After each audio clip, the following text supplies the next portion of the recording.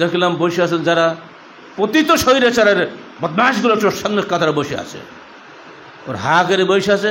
এই 3 মাস পরেই তো আমরা ক্ষমতা যাচ্ছি। জি না, এরা যেন কখনোই ক্ষমতা না আসে, এরা যেন কখনোই ক্ষমতা না আসে।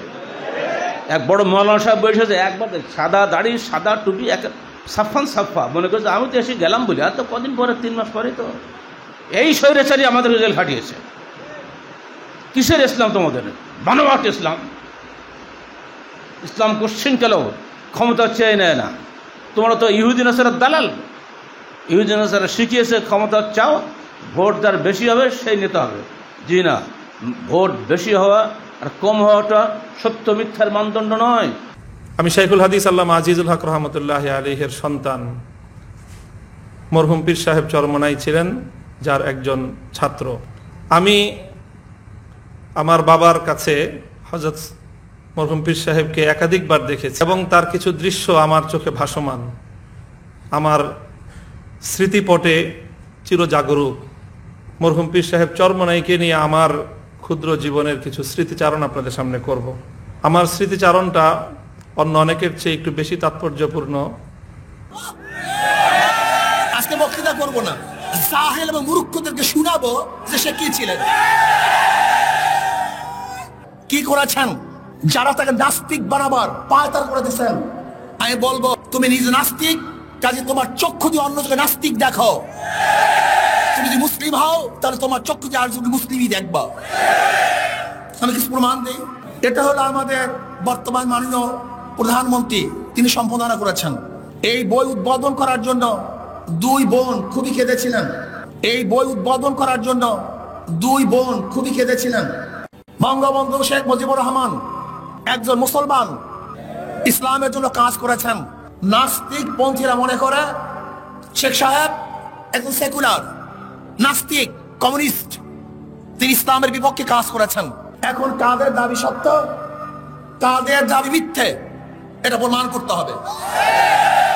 প্রথম শেখ সাহেবকে, তিনি জনাব শেখ মুজিবুর রহমান, তেনার বাবা শেখ লুৎফর রহমান, লুৎফর রহমানের বাবা শেখ আব্দুল হামিদ, শেখ আব্দুল হামিদের বাবা শেখ ইকরামউদ্দিন, শেখ ইকরামউদ্দিনের বাবা শেখ বুরহানুদ্দিন, শেখ বুরহানুদ্দিনের বাবা শেখ জানে মাহমুদ ওরফে তেকনি শেখ, শেখ তেকনি শেখের বাবা জনাব জহির শেখ, জহির শেখের বাবা জনাব দরবেশ আব্দুল আউয়াল, যিনি 1463 ঈসাই সালে এই বাংলাদেশে এসেছিলেন ইরাক থেকে ধর্ম প্রচার করার জন্য। সোনারগাঁয়ে তিনি ধর্ম প্রচার করার জন্য এসেছিলেন। তেনার পূর্বপুরুষ সোনারগাঁয় শেখ আব্দুল আউয়াল, যিনি ইরাক থেকে এসেছিলেন, তিনি বাইজিদ বুস্তামি রহমাতুল্লাহ আলাইহি একজন শাগরেদ ছিলেন। তেনারই বংশধর শেখ বুরহানুদ্দিন সাহেব, তিনি টঙ্গীপাড়ায় এই দ্বীন প্রচার করার জন্য সেখানে অবস্থান করেন। সেখানেই তিনি দ্বীন প্রচার করেন। আমরা কি দেখেছি, শেখ সাহেব উত্তাসুরীরা একজন ধর্ম প্রচারক ছিলেন, ইরাক থেকে এসেছেন ধর্ম প্রচার করার জন্য। শেখ সাহেবের বাবা একজন দাড়িওয়ালা টুপিওয়ালা, তার দাদা একজন দিনদার, তার পূর্বপুরুষ সবাই মুসলমান। কাজে কেউ যদি বলেন শেখ সাহেব নাস্তিক কমিউনিস্ট, আমি বলবো তুই মিথ্যা কথা বলছো, সে একজন মুসলমান। শেখ সাহেব শুধু বাংলাদেশের স্বাধীনতার জন্য চেষ্টা করেন নেই, তিনি পাকিস্তানের স্বাধীনতা আনার জন্য চেষ্টা করেছেন। এই পাকিস্তানকে আনার জন্য সর্বোচ্চ চেষ্টা করেছেন। শেখ সাহেব তিনি সরওয়ার্দী সাহেবের শাগরেদ ছিলেন।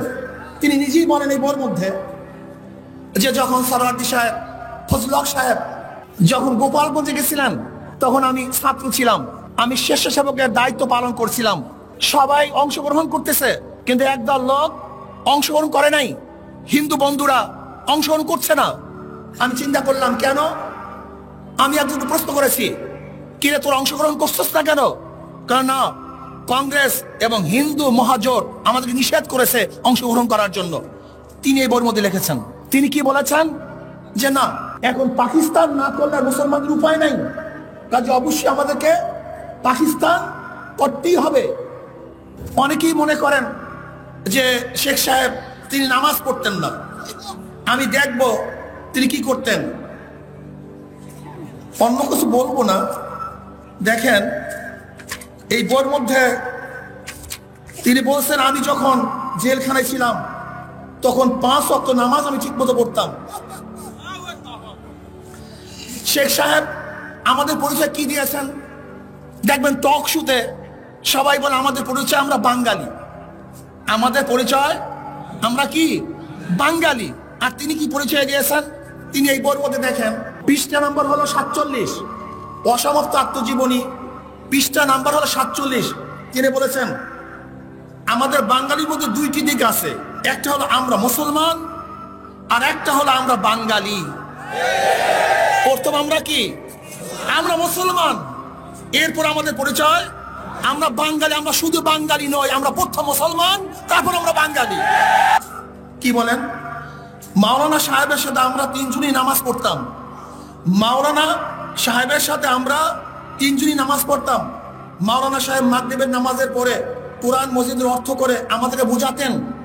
রুজুই এটা আমাদের জন্য বাধা নিয়ম ছিল। শামসুল হক সাহেব নিয়ম নিয়ে বিপদ হতো, 1 ঘন্টার কমে কোনো নামাজই শেষ করতেন না। শামসুল হক সাহেবকে আরে না, যিনি আওয়ামী লীগের প্রথম সেক্রেটারি জেনারেল, যিনি আওয়ামী লীগের প্রথম সেক্রেটারি জেনারেল, সেই শামসুল হক সাহেবের কথা বলতেছেন। কি বলতেছেন? শামসুল হক সাহেবকে নিয়ে বিপদ হতো, 1 ঘন্টার কোনো নামাজই শেষ করতে পারতেন না। একটা সেজদায় 8-10 মিনিট লাগিয়ে দিতেন, মাঝে মাঝে চক্ষু বুঝে বসে থাকতেন। এটা শামসুল হক সাহেবের কথা। বিশ্বের মুসলমানদের মধ্যে 4টি দর্শনের সংঘাত চলছে। প্রথম সেকুলার, 2 মডারেট, 3 সুফি, 4 সালাফি বা আহলে হাদিস। First 3 are too nearer to the west except Salafi. প্রথম 3টি পাশ্চাত্যের খুবই নিকটবর্তী, সালাফি বাদ দিয়ে, কারণ এরা পাশ্চাত্যের আদর্শের বিরুদ্ধে সোচ্চার। এটা হলো তাদের গবেষণার ফলাফল হচ্ছে এটা। আপনি যদি সেকুলার হন তারা খুব খুশি, যদি মডারেট হন তাতেও খুশি, যদি সুফি হন তাতেও খুশি, কিন্তু যদি আহলে হাদিস হন তাহলে নাখুশ। আর আমরা সেই তাদের নাখুশি আন্দোলন চালিয়ে যাচ্ছি। তাহলে আমাদের ব্যাপারে যে তারা খুশি হবে না নাখুশ হবে? আহলে হাদিসই আহলে হাদিস মুভমেন্টটা ভুলে যাচ্ছে, আমরা খালি মনে করে দেওয়ার জন্য এসেছি। আহলে হাদিস কোশ্চিন কারণ ধর্মনিরপেক্ষ হতে পারে না। জি হ্যাঁ, আপনারা সবাই সেকুলার, বলে দিলে লাভ নেই। কদিন পরে আসেন না, শুরু হয়ে গেছে অলরেডি। আমার কাছে সালাম দিয়ে একদম চলে গেলেন, স্যার কিছু মনে করবেন না, আমি চলে যাচ্ছি। মানে উনি যাচ্ছেন ভোটের কালেকশন আর এক জায়গায়। माथा मौजूदा जमहूरियत में सिर गिना जाता है लेकिन तोला नहीं जाता है। বহু পূর্বে পাকিস্তানের স্বপ্নদ্রষ্টা মহাকবি আল্লামা ইকবাল বলে গেছেন, প্রচলিত গণতন্ত্রে খালি মাথা গণনা করা হয়, মগজ ওজন করা হয় না। এখানে পুঁটি মাছ আর ইলিশ মাছ সমান, এখানে বুদ্ধিমান আর অবুদ্ধিমান সবই সমান। এখানে মঞ্চের সভাপতি এবং মাইকম্যান ভোটের বাক্সে সবাই সমান। এখানে ভালো মন্দ তারতম্য নাই। আর এটাকেই তারা হাইলাইট করছেন, এটাই সবচেয়ে ভালো। যারা বলছেন তারা কিন্তু নিজের দেশে এটা মানান না।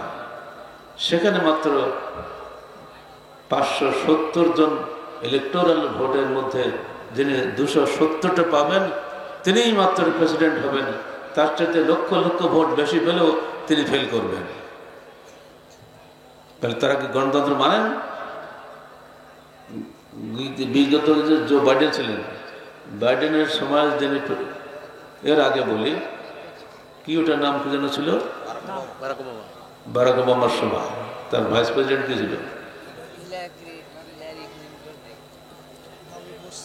এল গোর যে ছিলেন আগে, এল গোর 10 লক্ষ ভোট বেশি পেয়েছিলেন, কিন্তু তিনি ইলেকটোরাল কলেজ ভোটে 270 না পেয়ে 265 পেয়েছিলেন। 5 ভোট কম পাওয়ার কারণে তিনি ফেল করলেন। অথচ পপুলার ভোটে, অর্থাৎ সাধারণ জনগণের ভোটে তিনি 10 লক্ষ ভোট বেশি পেয়েছিলেন। সে দেশের লোক এটা মেনে নিল, কারণ তাদের দেশের এটি হচ্ছে নিয়ম। এটা কাছাকাছি, কিছুটা ইসলামের কাছাকাছি, যে জ্ঞানী মানুষের কিছুটা মূল্যায়ন তারা করে। আর আমাদের এখানে তো তার চেয়ে আরো খারাপ। 10 লক্ষ দরকার নেই, 10টা ভোট বেশি বলে হয়ে গেল। বগুড়ার এক মেয়র ছিল মাত্র 1 ভোটের মেয়র। আমাদের চাপাইয়ের এক এমপি ছিলেন 53 ভোটের এমপি, মুখস্থ তাদের সবাই এলাকার লোক চেনে। 53 ভোটের এমপিকে সবাই চেনে, 1 ভোটের মেয়রকে বগুড়ার সবাই চেনে।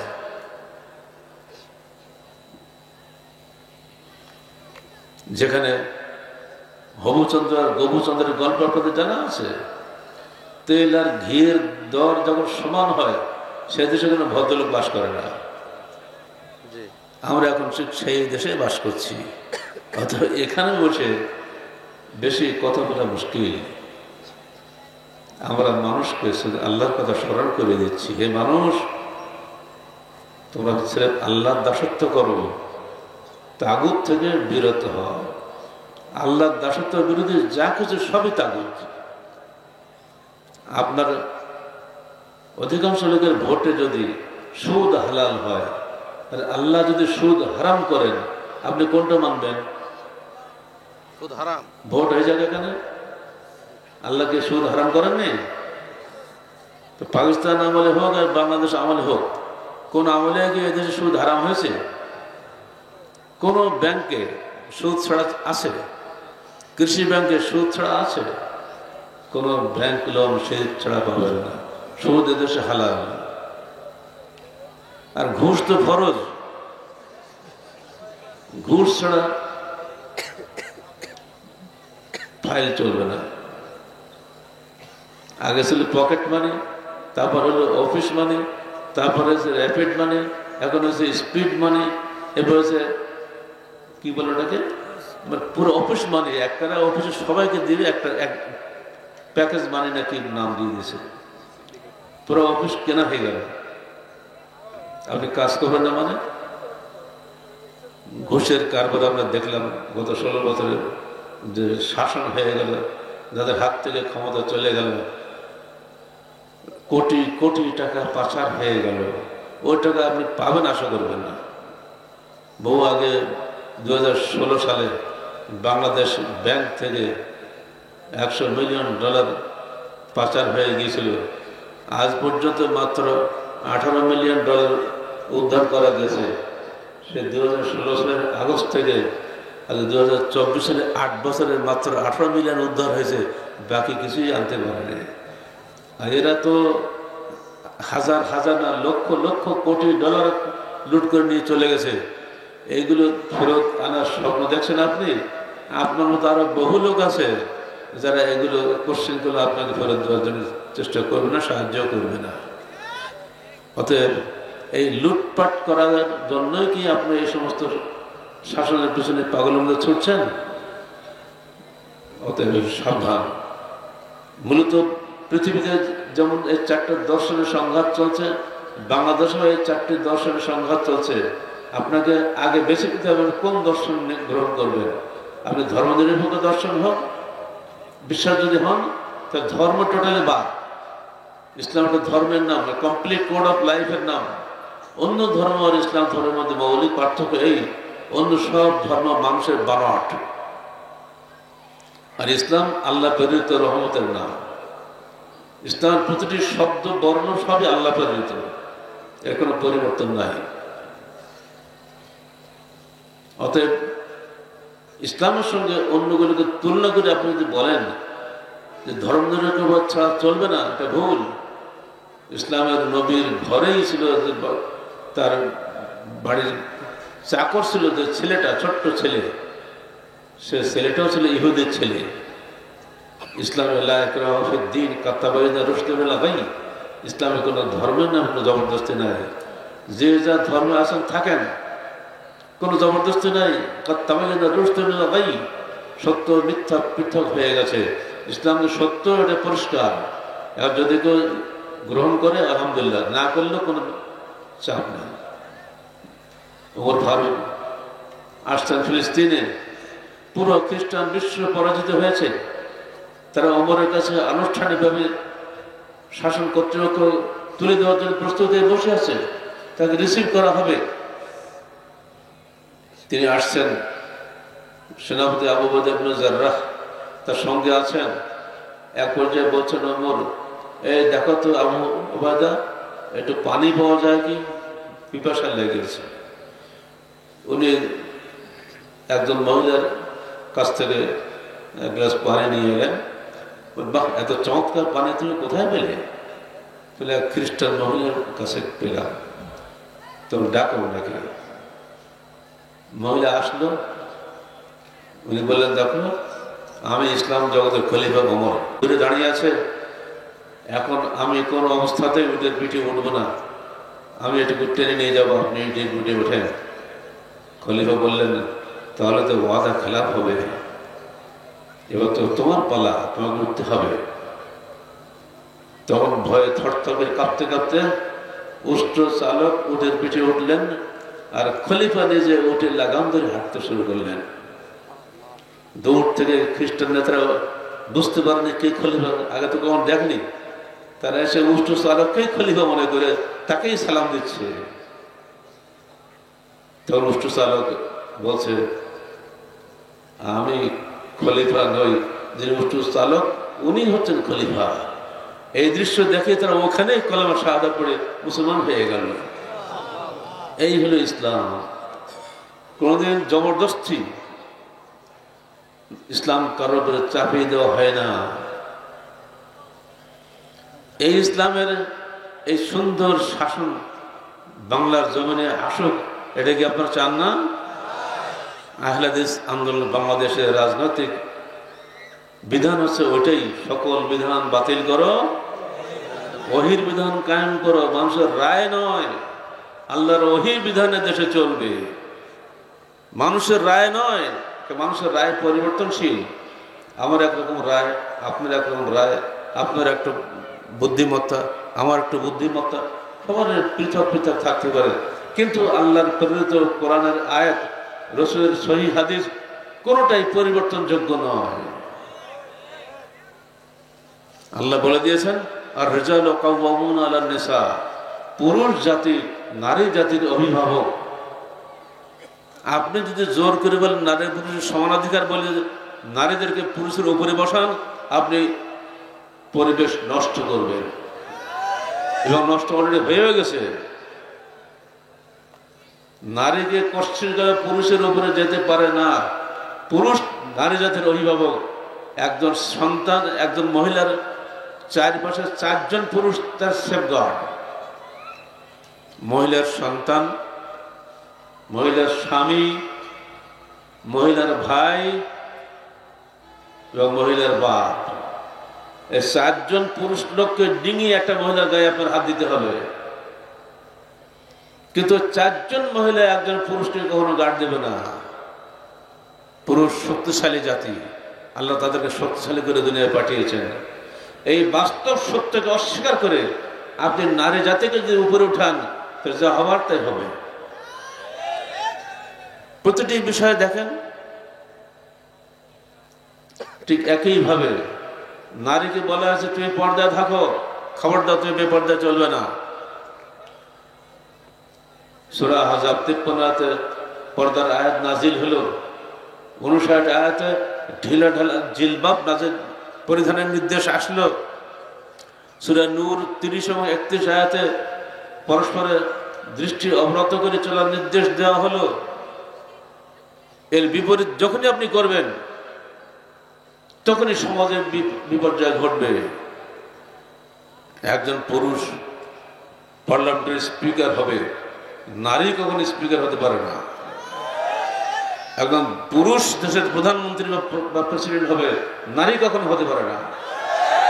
ইসলামের এই বিধান বরখলাপ করেই আপনি এই সমাজে যা কাজ হচ্ছে তা আপনারা দেখতেই পাচ্ছেন কি অবস্থা হচ্ছে আমাদের এখন। প্রতিটি জায়গায় যদি সমান করতে চান, আপনি নিজের ক্ষতি নিজেই করবেন।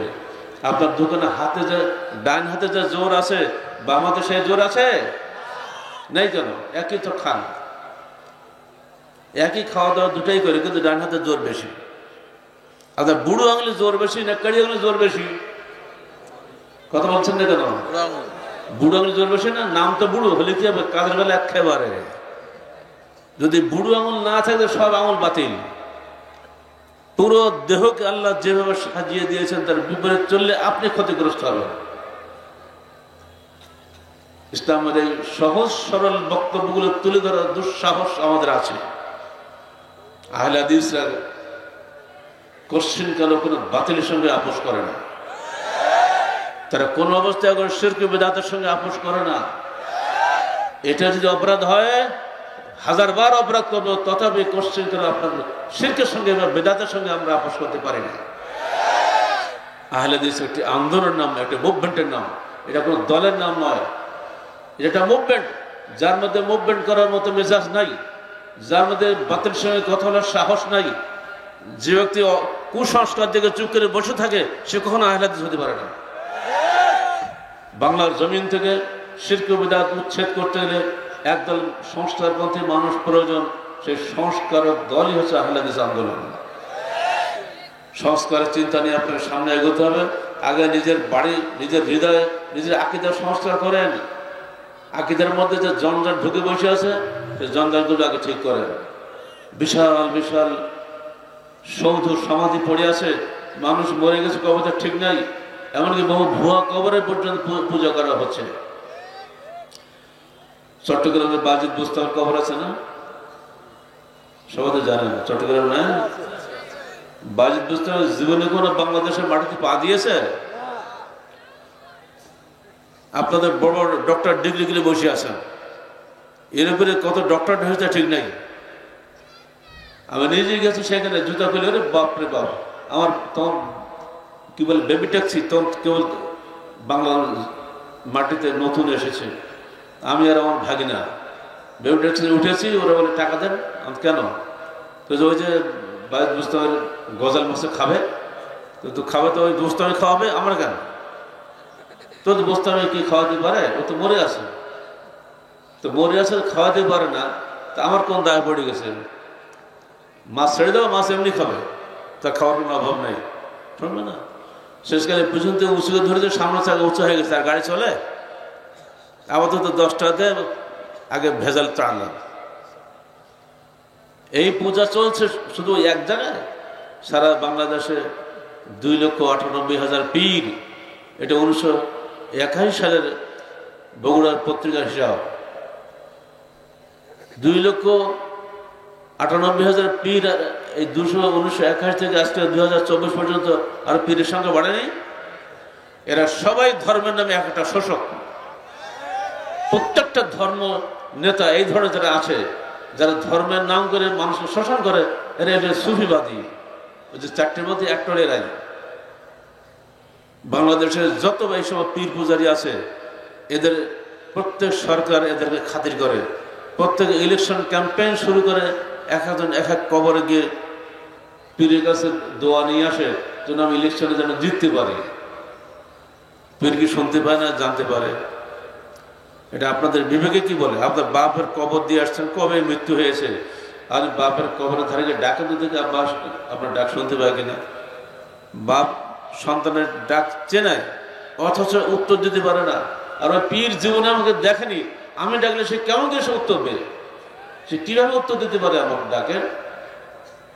দে বাবা খাজা দে, দিলা দে। একজন মৌলানা সাহেব খেপে গেছে, দিচ্ছে এক থাপ্পড় লাগবে, বাবাটা ভাগ যা, 2 টাকা নিয়ে যা। 2 টাকা भी वो देखो देखो मेरे पीर की कुदरत कितने जोरात है, वो खोद भी देते हैं, दिला भी देते हैं। দেখছো আমার পীরের কি জোশ, সে নিজেও দেয়, অন্য পকেটে বের করে আমাকে দিয়ে দেয়। ইনি করলো ভেজাল তাড়াই দেওয়ার জন্য, আর উনি দেখলো বাপরে বাপ, পীরের কি কেরামতি। এই যদি চলে, এরাও মুসলমান চালাক করছে। প্রত্যেক পীরের দরগার পাশে একটা মসজিদ আছে, খেয়াল করে দেখবে, সে ধোকা। এই সুফিবাদীরা সমস্ত মানুষকে সুফিবাদের মাধ্যমে কবর পূজারী বানাচ্ছে, মসজিদ থেকে নিষেধ করছে। রাজনীতিকরা ধর্মনিরপেক্ষতার নাম দিয়ে মুসলমানদেরকে ধর্ম শূন্য করে দিচ্ছে। তো দেখো, রাজনীতিতে ধর্মের কোনো প্রবেশাধিকার নাই, ইয়ার ধোঁকাবাজি। আর একটা হলো মডারেট। মডারেটটা কি? এটাও ঠিক, ওটাও ঠিক, ইসলামও ঠিক, সমাজতন্ত্র ঠিক, এটাও ঠিক। কি বলে এটি? কি তন্ত্র? গণতন্ত্র ঠিক। তারা বলে ইসলামী গণতন্ত্র। তার ইসলামী মত বলা যাবে? তারা একটা হেকমত মনে করেন যে এই সিঁড়ি দিয়ে উঠতে হবে, আমাকে অন্য কোনো পথ নাই। না, পথ আছে। আপনি নিজস্ব পথে চলুন, অন্য পথে সিঁড়ি বেয়ে আপনাকে কোশ্চেন করলে ইসলাম কায়েম করতে পারবেন না। ইসলাম কায়েম হবে ইসলামী তরিকায়, খ্রিস্টানি তরিকায় ইসলাম কায়েম হতে পারে না। দুর্ভাগ্য দেশের ওলামায়ে কেরামের অনেক আলেম তাদের নিজের মতের উপর দৃঢ় আছেন, যুগ যুগ ধরে কাজ করে যাচ্ছেন, বছর পর বছর তারা ক্ষমতা থাকছেন, কিন্তু ইসলামের একটি বিধানও তারা কায়েম করতে পারেন না। মাঝে মাঝে বলেন, আমরা আসরের সালাদ জাতীয় সংসদে সালাদ কায়েম করেছি, এইটার জন্য আপনারা ক্ষমতা গেছিলেন? আমার সামনে বলার সাহস করছে, আপনারা কি বলবেন? আমরা ক্ষমতায় গেছিলাম একবার, 5 বছর ক্ষমতায় ছিলাম, তা আমাদের 2জন মন্ত্রী ছিল, তো আমরা আসরের সময় দাবি করেছিলাম, তার ফলে নামাজের জন্য বিরতি ঘোষণা করা হয়েছিল। তা এইটা করার জন্য আপনাকে সংসদে পাঠানো হয়নি। এটা আপনার দলের বাইরের লোকও যারা সালাত পড়ে তারাও এটা করতে পারে। সুদ হারাম করার জন্য এটা বিল তোলেননি কেন? দেখতাম কেমন সাহস আপনার আছে? নাই। বলে আমার তো মাত্র 2জন। জি, 2জন আর একজন হোক, হক কথা বলার সাহস আপনার নাই? আপনি কোন জমানায় অধিকাংশ দলের সাপোর্ট আসবে তখন আপনি করবেন? তাহলে আপনি তো অন্যটা দলের কাঁধে চড়ে মেজরিটি ফর্ম করেছিলেন। কি কাজ করেছিলেন সেখানে? একটা প্রমাণ তারা দেখাতে পারেনি। এমনকি ইসলামী শিক্ষা চালু করার মতন হিম্মত তাদের হয়নি। আরো দূরে চলে যান, যখন ডাক্তার মালিক ছিল দেশের 9 মাসের গভর্নর, তখন তাকে, এটা আমার সামনের ছাত্র জীবনের ঘটনা, তাকে জিজ্ঞেস করলেন আমার উস্তাদ যে, খালুজি আপনি তো একসময় সংসদের সংখ্যাগরিষ্ঠ দলের নেতা ছিলেন, তো আপনি এই 9 মাস ক্ষমতা থাকলেন, যখন আপনাদের বিরোধী কোনো দল ছিল না সামরিক আইনে, তা আপনি একটু ইসলামী শিক্ষাটা চালু করতে পারেননি কেন? আমাদের ছাত্র, আমাদের তাদের কথার মধ্যে আমি যদি না, আমি খালি চুপে শুনছি।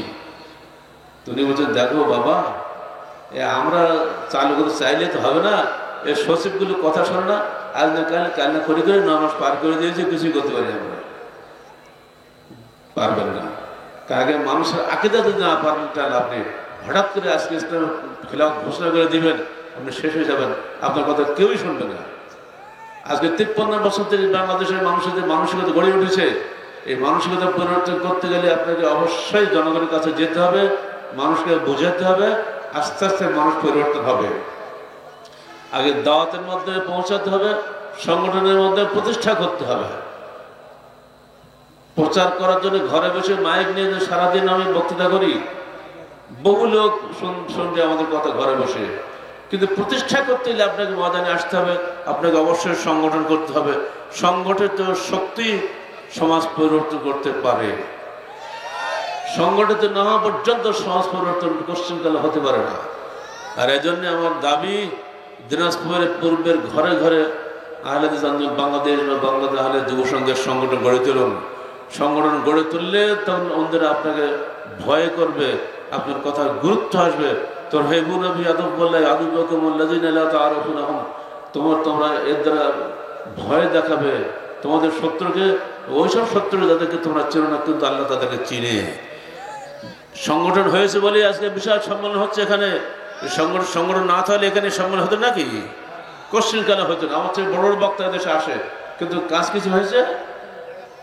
মনে পড়ে মোল্লা আব্দুল ফজলের কথা, যার 8 ঘন্টা পর্যন্ত একটানা বক্তৃতার রেকর্ড আছে। বাগেরহাট নদীর ওপর পারে মুন্সিগঞ্জ মণিগঞ্জ ঘাটের পাশেই চরপাড়া গ্রামের মগরিবের পরের থেকে শুরু করে শীতের রাত্রে ফজর পর্যন্ত সে প্রায় 8 থেকে 9 ঘন্টা একটানা ভাষণ দেয়। এই মানুষটা আমার সঙ্গে শেষ দেখা হলো 1984 সালে বগুড়া নগর মাদ্রাসার সামনে জলসায়। তখন ময়দান আমার হাতে ছিল, সবচেয়ে প্রধান বক্তা আমি হতাম। উনি তখন আয়ুর্বেদিক ওষুধ বেচতেন আর সহিদ আমার শিক্ষা বই বিক্রি করতেন। আমি যখন নেমে এসেছি তখন আমি বললাম, মৌলানা আপনি মরে গেলে কি আপনাকে মৌলানা ইবনে ফজল বলবো না কবিরাজ ইবনে ফজল বলবো? তখন আমাকে বললেন, দেখো গালেন, বাংলার আনাচে কানাচে বন্দরে কন্দরে দীর্ঘ 19 বছর ধরে ঘন্টা পরে ঘন্টা ওয়াজ করেছি, বাংলার মানুষ আমাকে মূল্যায়ন করে নাই। আজকে আমার শক্তি নাই, সংসার চালাতে পারি না, তো বাধ্য হয়ে আয়ুর্বেদিক ওষুধ বিক্রি করি। তোমাকে আমি উপদেশ দিয়ে যাচ্ছি, ভাই কখনো দাঁড়িয়ে বক্তৃতা করবা না। এমন আপনি বলছেন কি, বসে আর বক্তৃতা হয় নাকি? তো 20 মাসের কাজ না। আমার উপদেশ শোনো, আমার বক্তৃতার সময় কখনো আমার বুড়ি আঙুলের উপরে ছাড়া পুরো পা কখনো মঞ্চে পড়তো না। আর বুড়ি আঙুলের উপরে বক্তৃতা করা লোক আজকে আমি সর্বহারা।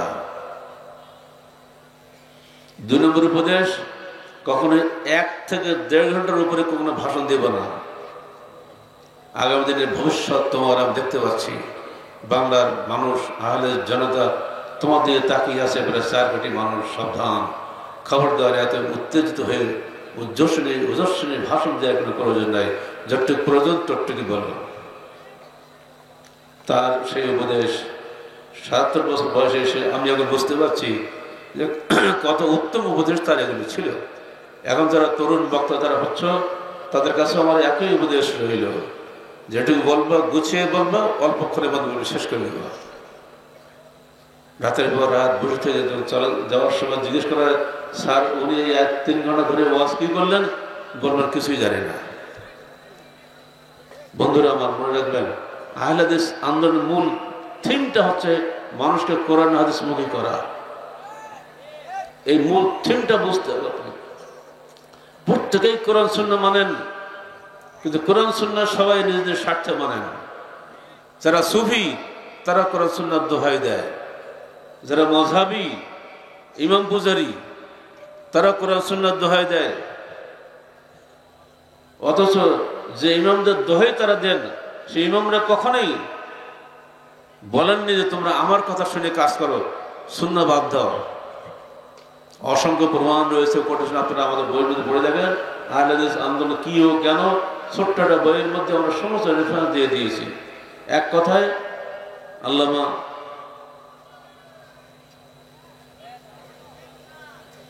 বলে যাচ্ছি, উনি বলছেন, দেখো আল আইম্মাতুল মুজতাহিদুনা কুল্লুহুম ইয়াহসুনা সাহাবাহুম আন ইয়ামালু বিযাহিরিল কিতাব ওয়াস সুন্নাহ। আইম্মায়ে মুজতাহিদিন প্রত্যেকেই তাদের শিষ্যদেরকে উৎসাহিত করতেন তারা যেন কোরআন ও সুন্নাহর প্রকাশ্য অর্থের উপরে আমল করেন, কোনো অবস্থাতেই যেন কারো তাকলিদ না করেন। কিন্তু আজকে তাদের সেই উপদেশ বাদ দিয়ে ইমাম আবু হানিফার নসিহত, ইমাম মালিকের নসিহত, ইমাম শাফির নসিহত, ইমাম আহমদ হাম্বলের নসিহত, সমস্তগুলো বাদ দিয়ে আমরা নিজেরাই তাদের নাম ভাঙিয়ে একটা দল বানিয়েছি মযহাবের নাম দিয়ে। এই মযহাব কোনো আল্লাহ তৈরি করেনি, এই মযহাব কোনো রসুল তৈরি করেনি, এই মযহাব তৈরি করছে আমরাই। এই করে মুসলমানদের ভাই ভাইয়ের মধ্যে দ্বন্দ্ব বাঁধিয়ে দিয়েছি। এই দ্বন্দ্ব থেকে দূরে থাকেন। আপনি 1 হাতে মুসাফা করছেন, আপনি 2 হাতে মুসাফা করছেন, এখানেও দ্বন্দ্ব কেন? আপনি জানেন না যে কেন করতে হয়। আবার একটু বাড়তে একটু বুকে হাত দিচ্ছেন, এটা কেন দিচ্ছেন? আপনি জানেন না কিন্তু করে দিচ্ছেন। প্রতিটি ক্ষেত্রেই দুটি ভাইয়ের মধ্যে বিভেদ সৃষ্টি করা হয়েছে ধর্মের নামে। অথচ এগুলো মশলা খুবই সহজ। আমার ডান হাত আর আপনার ডান হাত 2 হাত মিশালে তো 2টো হাত হয়, তাই না? এটার নাম মুসাফা। অথচ আপনি আমার 2 হাত আপনার 2 হাত মোট 4 হাত দিয়ে মুসাফা করছেন আর বলছেন আমি হানাফি তো এর জন্য এটা করলাম। কেন? হানাফি কি আলাদা কোনো বিষয়? হানাফি মুসলমান, আহলে হাদিস মুসলমান, পার্থক্য কেন হবে? এই পার্থক্য সৃষ্টি করেছেন উলামায়ে কেরাম। আলেমদের অনুরোধ করব, আপনারা সহজ সরল পন্থা আসুন, মুসলমানদেরকে ঐক্যবদ্ধ করার চেষ্টা করুন, বিভক্ত করবেন না। এমনকি বিবাহ শাদী পর্যন্ত হয় না হানাফি আহলে হাদিসে। এটা কেন হবে? সবাই এক আল্লাহকে বিশ্বাস করি, এক রসুলকে বিশ্বাস করি, আখিরাতকে বিশ্বাস করি, কিয়ামতে বিশ্বাস করি, কোরআনে বিশ্বাস করি, হাদিসে বিশ্বাস করি, একই কাবা হজ করি, বিভেদ কেন? কিন্তু না, আপনার এগুলো করতেই হবে, তা নইলে আপনার ব্যবসা চলবে না, এটা চলবে না। আহলে হাদিস আন্দোলন দুনিয়ার মুসলমানকে পবিত্র কোরআন ও সহিহ হাদিসের একটাই মাত্র প্ল্যাটফর্মে ঐক্যবদ্ধ করার আন্দোলন। ভিত্তি হবে কোরআন এবং হাদিস, এবং অবশ্যই সেটা সহিহ হাদিস। এই মৌলিক বিষয়টি আপনাদের সামনে আমরা তুলে ধরছি। দয়া করে এর উপরে টিকে থাকবেন এবং এর মাধ্যমে সমাজ জীবন গড়বেন। বিবাহ শাদী সব কিছু যে কাজই আপনি করবেন দেখবেন এটা সহিহ হাদিস মোতাবেক আছে কি না। এজন্য আপনি জিজ্ঞেস করবেন এক আলেমকে, পারলে আর এক আলেমকে, পারলে আর এক আলেমকে জিজ্ঞেস করুন, নিশ্চিত হন যেটাই সহিহ হাদিস, ব্যাস আপনি আমল শুরু করে দেন। যখনই জানবেন যে এটা সহিহ হাদিস, তখন আপনার জানতে হবে এটা আল্লাহ নবীর হুকুম। আল্লাহ নবীর হুকুম না মানলে আপনি জান্নাত পাবেন না। বাংলার মানুষ রাজনীতির ক্ষেত্রে, ধর্মীয় ক্ষেত্রে, পারিবারিক জীবনে, সমাজ জীবনে যতদিন পর্যন্ত পবিত্র কোরআন ও সহিহ হাদিস অনুযায়ী নিজের জীবনে গড়ে তুলে যোগ্য না হবে, গড়ে তুলতে সক্ষম না হবে, ততদিন পর্যন্তই আল্লাহর রহমত এদেশে নেমে আসবে না। দিনাজপুর পূর্বের ভাই বোনদের কাছে আমাদের একান্ত আপিল, আপনাদের পারিবারিক জীবন, সাংসারিক জীবন, সামাজিক জীবন পবিত্র কোরআন ও সহিহ হাদিসের আলোকে গড়ে তুলুন। রাজনীতি যারা করছেন তাদেরকে বলছি, দয়া করে আপনারা আল্লাহ পাকের রেখে দেওয়া পবিত্র কোরআন ও সহিহ হাদিসের ভিত্তিতে রাষ্ট্র চালানোর জন্য প্রতিজ্ঞা গ্রহণ করুন। আপনাদের হুকুম মানার জন্য আল্লাহ পাক আমাদেরকে নির্দেশ দেন নাই। আপনারা মানুষ মাত্র, আপনি আমাদেরকে বাধ্য করতে পারেন না। আমরা সির্ফ আল্লাহর দাসত্ব করতে পারি, মানুষের দাসত্ব নয়। এটাই হলো আল্লাহ পাকের নির্দেশ। আমরা প্রত্যেক দলের কাছে রসুল পাঠিয়েছি একটাই দাওয়াত দিয়ে, তোমরা আল্লাহর দাসত্ব করো, তাগুত থেকে বিরত হও। কোরআন এবং সহিহ হাদিসের বাইরে যা কিছু আছে সবই তাগুত। সকল তাগুত থেকে আপনারা বিরত হন। কোরআন এবং সহিহ হাদিস আমাদের নিজের সার্বিক জীবন গড়ে তুলুন, এটুকুই আমাদের দাওয়াত রইল। এবং ঘরে ঘরে সংগঠন গড়ে তুলুন। সংগঠিত শক্তি ছাড়া কোশ্চেন সমাজ পরিবর্তন করা আদৌ সম্ভব নয়। আল্লাহ পাক আমাদের সবাইকে পবিত্র কোরআন ও সহিহ হাদিসের আলোকে জীবন গড়া তৌফিক দান করুন। আমিন। আকুলু কওলি হাযা আস্তাগফিরুল্লাহ লি ওয়া লাকুম ওয়া লিসাইরিল মুসলিমিন। আসসালামু আলাইকুম ওয়া রাহমাতুল্লাহি ওয়া বারাকাতুহু।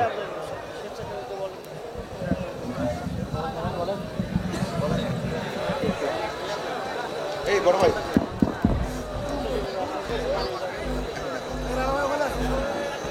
সম্মানিত দর্শক মণ্ডলী, সকলের মুসলিমদের দেওয়া আপনাদের সকলকে অনুরোধ করছি, আপনারা যাওয়ার সময় অবশ্যই হাদিস ফাউন্ডেশন বাংলাদেশ থেকে একটি হলো বই নিয়ে যাবেন। হাদিস ফাউন্ডেশন বাংলাদেশ রাজশাহী থেকে আপনাদের জন্য বিশেষ মূল্য ছাড়ে বই দিচ্ছে। 10% ছাড়ে আপনারা আজকের জন্য, আজকের ইসলাম সম্মেলনের জন্য বই পাবেন। আপনারা সকলেই